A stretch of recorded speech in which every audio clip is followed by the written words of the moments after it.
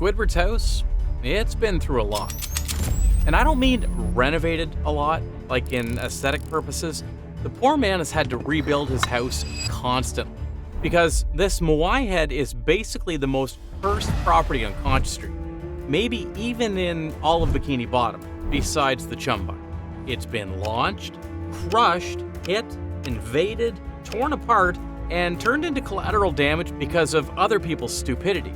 But what are the craziest things that have ever happened to the Moai house? And what stupid reason caused them all? Well, needless to say, the only way to find our answer is to go back to the very beginning of the show and watch the poor Moai house's journey. Squidward's house is familiar scenery ever since the first episode of Help Wanted. You could see the big stone head as SpongeBob made his way to the Krusty Krab. But we don't get to see the inside of it until the next episode, Bubble Stand, and Naughty Nautical Neighbors. In Bubble Stand, we see the second floor, which is Squidward's gallery full of his paintings, and also his place to practice the clarinet. In the latter episode, we see Squidward's living room, with its iconic green wallpaper, and his backyard, which is just plain sand. Now, before we get comfortable talking about the layout, yes, the house will get destroyed in both episodes, which, funny enough, is because of bubble trouble both times. In Bubble Stand, SpongeBob starts off making a wooden stand to blow a bubble, just like the name suggests. Then Spongebob and Patrick take turns blowing various kinds of bubbles, like ducks, caterpillars, and the giraffe. It's a giraffe! Sorry, elephant. Squidward says, "You know what? I could do that too." So after applying the proper technique that SpongeBob teaches him, Squidward blows one massive bubble, which later comes back and basically kidnaps the entire Moai head and lifts it to the surface. Genius. Luckily, the bubble popped shortly after and the house sank slowly into place again.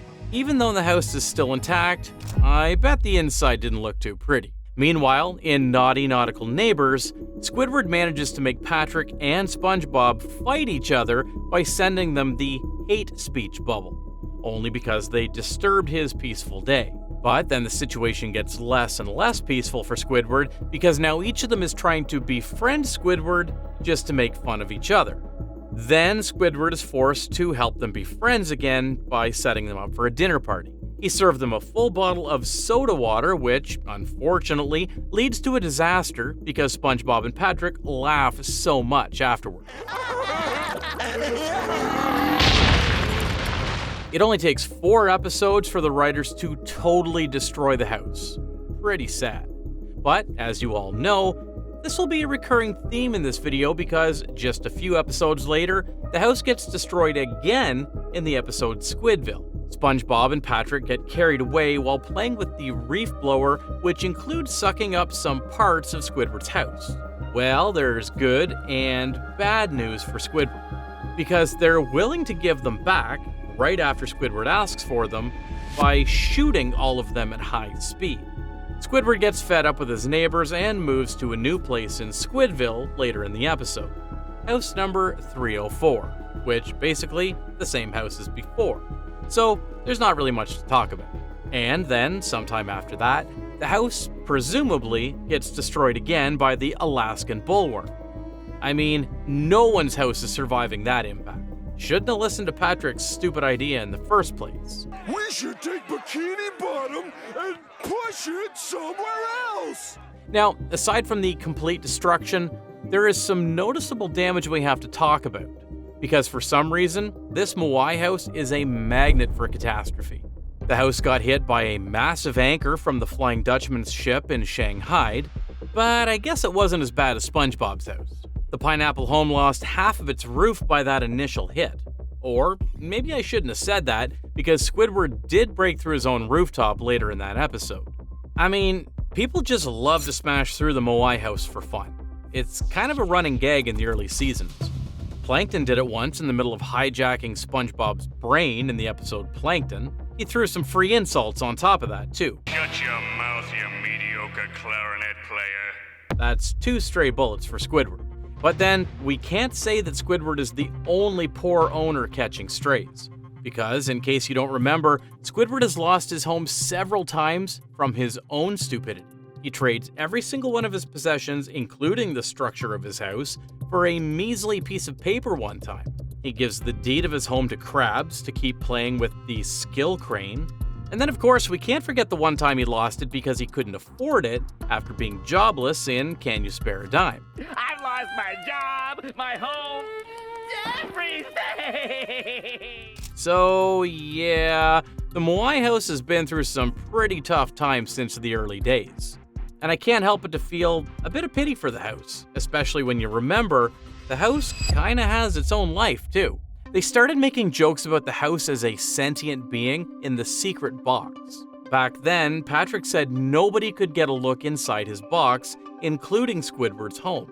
The show would later take this joke to another level in Good Neighbors, where Squidward's house was taken over by the artificial intelligence home security, and then it would just roam around and destroy the whole town. I'm surprised they didn't decide to blow up the house with something like a self-destruct button, but good for him. By the way, I'm not gonna lie, at first I thought the robotic arms and legs came from the home security system, but now we know Squidward's home has its own thoughts. Maybe they're actually his. It's just taken over by the system. Who knows? You know what else is interesting? It might be the reason why we don't get to see the Moai house on Conch Street in some of the episodes. Like here in Missing Identity. And in Spongiac later in Season 8, there's just SpongeBob and Patrick's houses. Maybe Squidward's house is taking a stroll somewhere else. That's another mystery to be solved one day. Well, either that or the house is destroyed again, and they're in the middle of rebuilding. Could be anything. However, if you thought the situation was already bad, oh no, that's not even close. In fact, I would argue the early seasons have the least damage compared to the modern seasons. But before we get there, there's still some interesting stuff that we had to see post-2004 movie. Starting from Season 4, we already don't get as much total destruction as before. However, that doesn't really translate into nice things. In Rule of Dumb, His Royal Highness King Patrick wants to build a giant Ferris wheel on Conch Street, so he seeks the perfect place for it. And since SpongeBob is a loyal guard to King Patrick, that leaves him only one choice. Okay, yeah, that's good. Perfect. It sank deeper than the earlier ones in Bubble Stand, and since we never really see Patrick fix it, then I assume Squidward is left alone to deal with the problem. Poor Squiddy. What's also crazy is that even the citizens of Bikini Bottom decide that they want to join the party now, because there's a strange case of infiltration in the episode Two Faces of Squidward. You know the ones. Squidward gets really macho and handsome after the door incident. It doesn't take him long to get a whole fan base, enough to fill Conch Street to idolize him. The situation quickly got out of control because now everyone just wants a piece of Squidward. They even go as far as infiltrating the house just so they can see Squidward taking a bath. Bunch of perverts. Yeah, it's not some kind of physical destruction to the Moai house, but experiencing a whole crowd storming your house, it's still a bad experience. But speaking of Bikini Bottom citizens, they really don't hold back once they make up their minds, do they?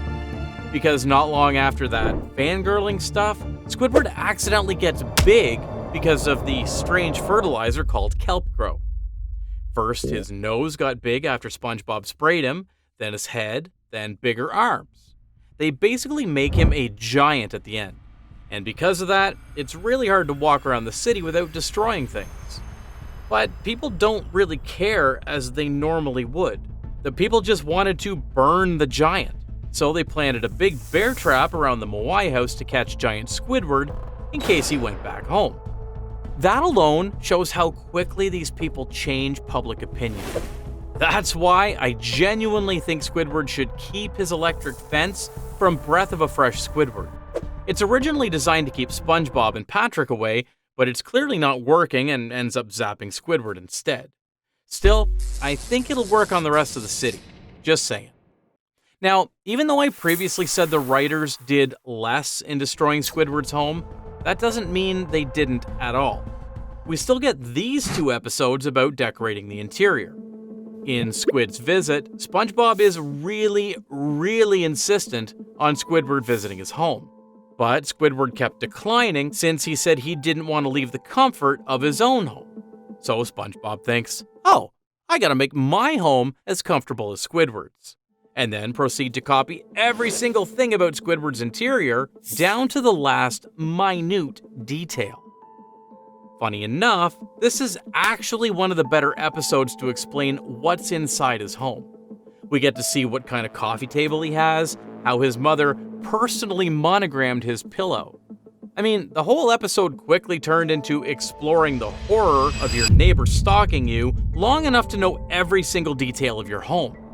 And while all this happened, the real Moai house is burnt to a crisp because Squidward forgot to take out his casserole before visiting SpongeBob.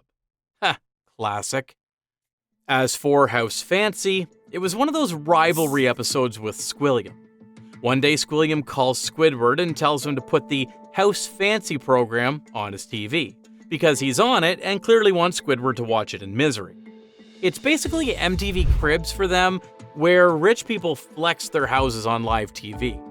Of course, Squidward's ego takes it as a challenge, so he makes a call to the program and claims that his house was better suited as the Prince of House Fancy than Squilliam's luxurious house, which is a pretty bold claim.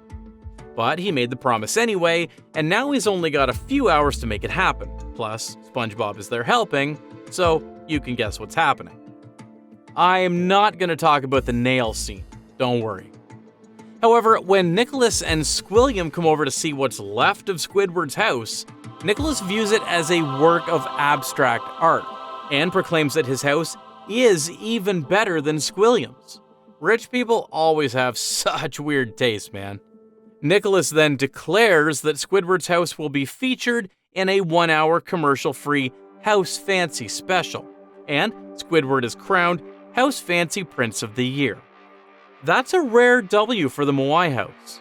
I'm actually surprised that Squidward doesn't keep the house like that as a trophy for winning over Squilliam, but I guess it's not really that practical to live in. And speaking of practical, I don't know why the writing team decided it's practical to repeatedly punch the Moai house to crack a joke, and not in a good way. I'm sure most of you are already familiar with the dark ages of SpongeBob, especially if you've been following this channel for a while.